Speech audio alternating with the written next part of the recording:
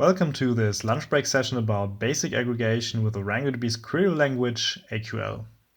We will take a look at the collect operation, how we can use it to group data, to retrieve unique values from a dataset, and more. There will be a subsequent video about the more advanced ways you can use the collect operation as well. Here's the documentation of the collect operation, and if you look here at the syntax, and you can see there are quite a few variants to it, and we will cover the first few today. As an example dataset, I will use the characters from Game of Thrones.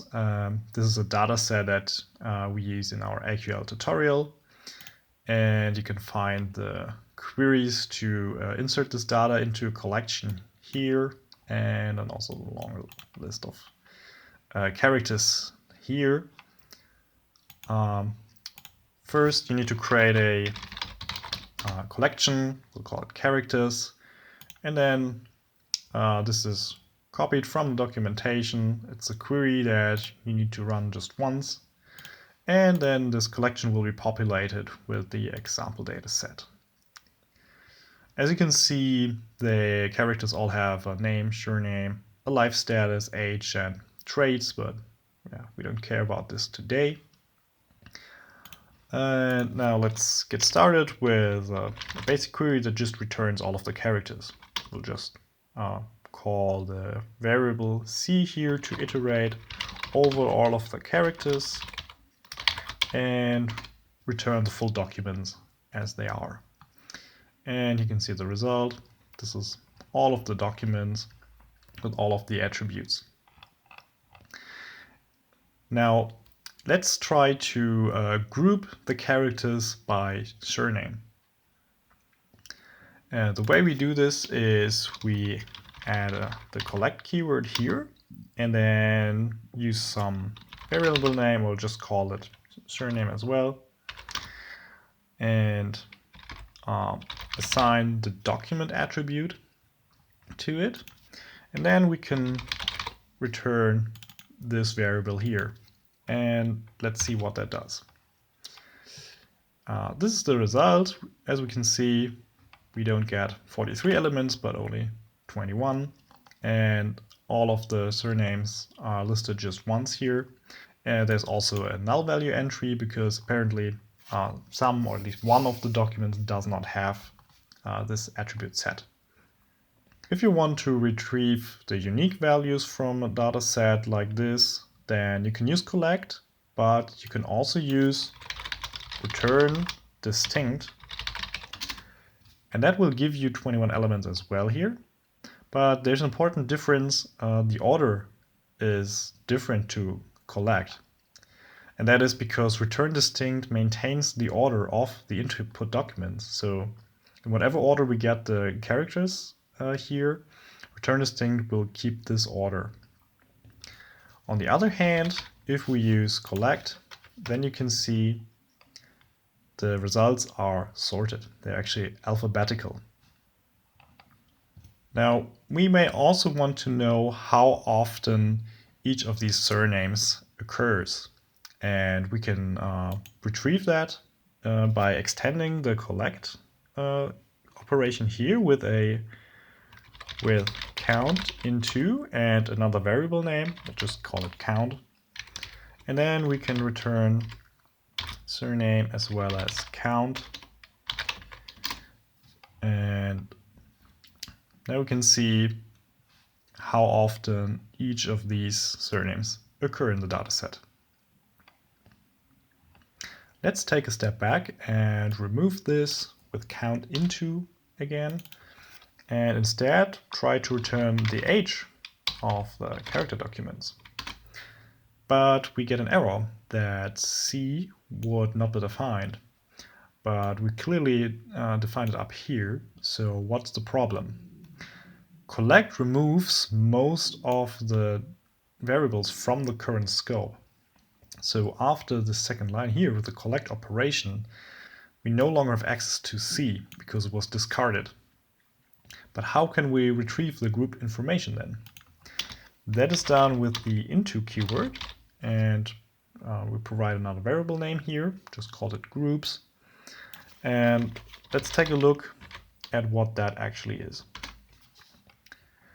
Let's first take a look here. There you can see it's an array. And in that array, there is an object with a key C.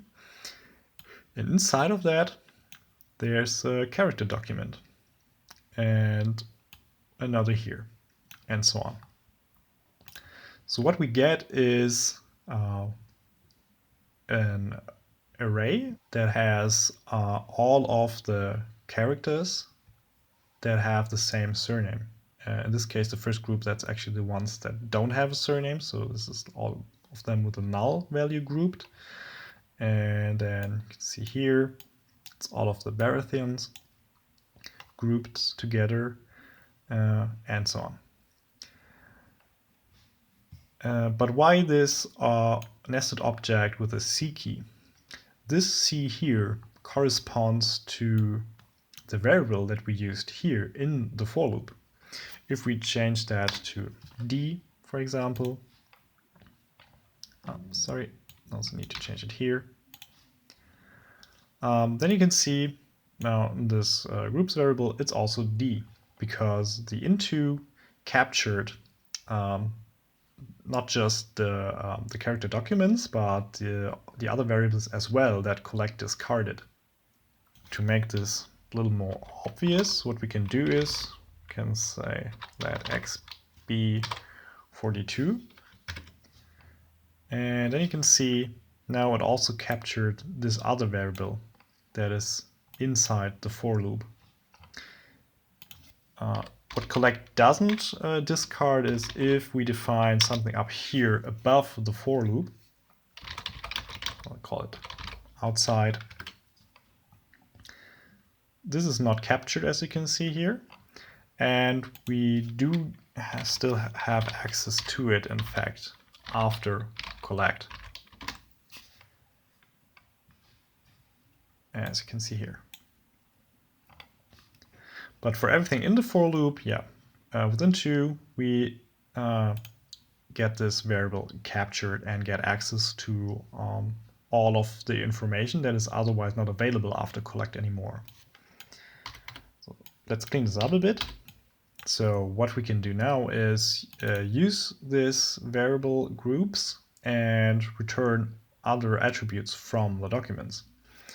Like, so we still want the surname that we group by, and then we can say h and say from groups we want the h, and it's important that you also specify from which variable this came. So this C here. And now we get the surname and all of the ages grouped together. Many of them don't have one, so it's a null value, but you can see the different stars and their different ages. To simplify this query a bit, what we can do is create a projection here in the into clause by assigning C, the character document, to the groups variable, and that will get rid of this nested object and only give us the character document directly. In cases where you may have like multiple loops or other variables and you only need some of the data in your aggregation, then you can use this way to create a projection to only aggregate the data that you actually need, and that will save memory among other things. And yeah, as you can see, still gives us the same result. You could even use this to create new data. Let's say is child, and we determine that by the age being below 18, and we still want to include the age from the document, so we can do it like that. And then here, let's add the is child status by using the groups variable.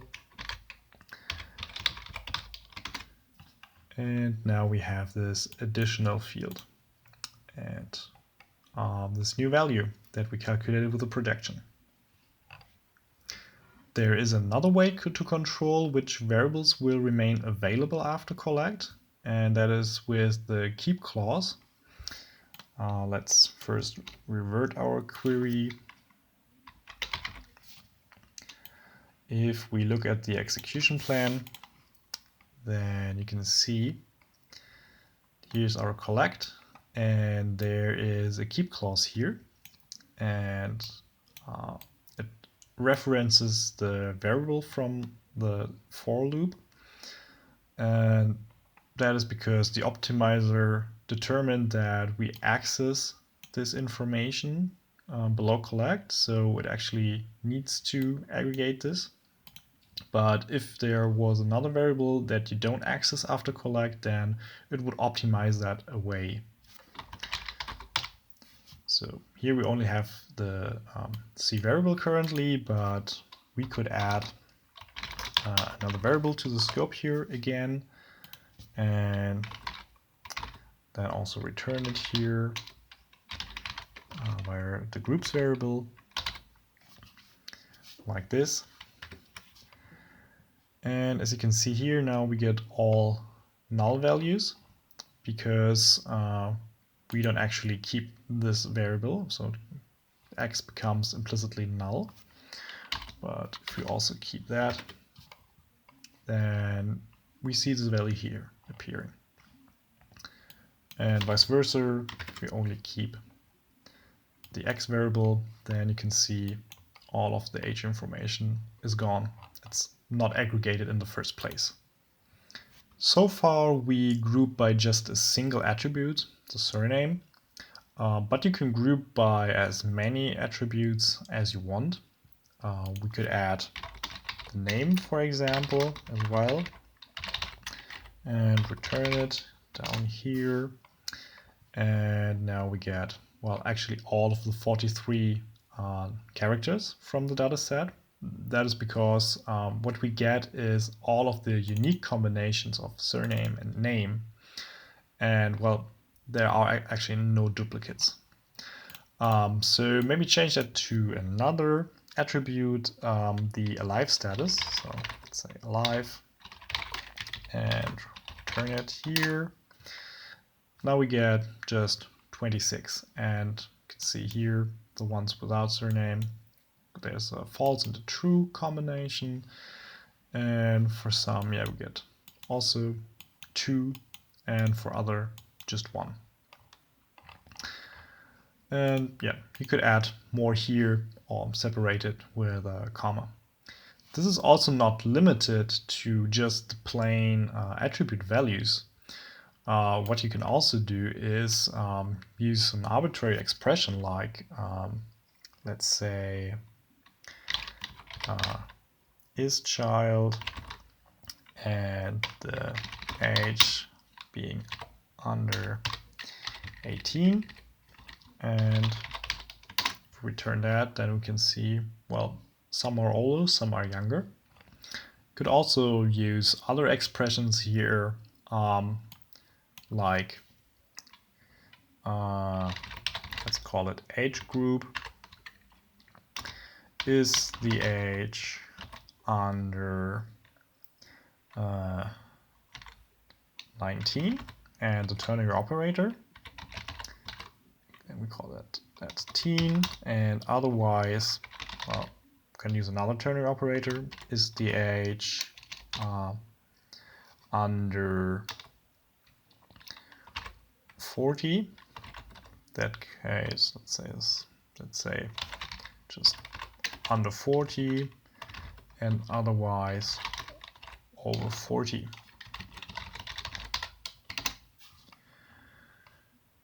And well, we get all 3 values. Let's add with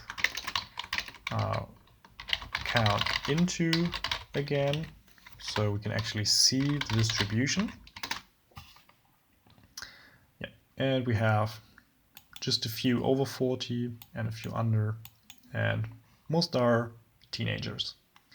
A problem with this special language construct with count into is that we cannot combine it with a regular into to get access to the grouped information. But how can we get the count anyway when using into? So we can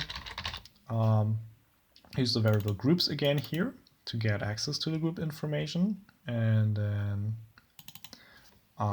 we can, for example, return the age. So we use the groups variable, and it's nested under C because we did not use a projection here, and then we can access the age. And as you can see, we get this array for each group, and the number of elements in these arrays, that is actually the count.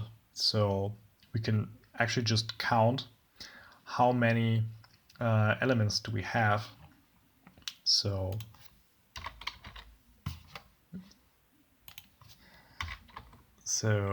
we can return the count. So we count the length of groups itself. And you just scroll to the right here. And here you can see we get the count as we did with count into, but also getting access to the group information. If you compute the entire information here into groups anyway, then doing like this post counting is perfectly fine. But in other cases, there you may want to get the count, but not actually aggregate all of this information. And there's a way to do that. We will explore that in the subsequent video about aggregation in AQL. But yeah, for now, let's just go with this. I mentioned earlier that collect sorts the result, whereas return distinct maintains the order. Let's actually get back to that and return to our original query that was just the surname and returning that. If we look at the execution plan, then what you can see here is a comment on the collect operation that indicates which method was used for the aggregation. In this case, it was the hash-based strategy. This is not possible if you use into, and you can see that if we add this groups variable again and also return it. And now you can see it changed from hash to sorted, the other strategy that is available. And yeah, so the hash-based method doesn't require a sorted input, but if you use into, then the sorted variant needs to be used, and that requires sorted input, and that's why there's a sort node here that was inserted by the AQL optimizer. And yeah, so the result then is also sorted. But what about the hash variant? Here you can see once more it used hash-based sorting, and there's actually a sort node here as well. This isn't actually necessary if the hash method is used, but for consistency with the sorted method, the optimizer inserts a sort node here so that you always get a sorted result by default. If you don't actually care about the result order after collect and if the hash method was used, you can tell the optimizer to not insert this sort node and get a performance benefit by adding a sort null here. And then you can see no sort node is inserted, and if we run that, then we can also see we no longer get a sorted result. If you want to set the sort method explicitly, then you can do that by providing an options object with the key method and the name of the method, so hash.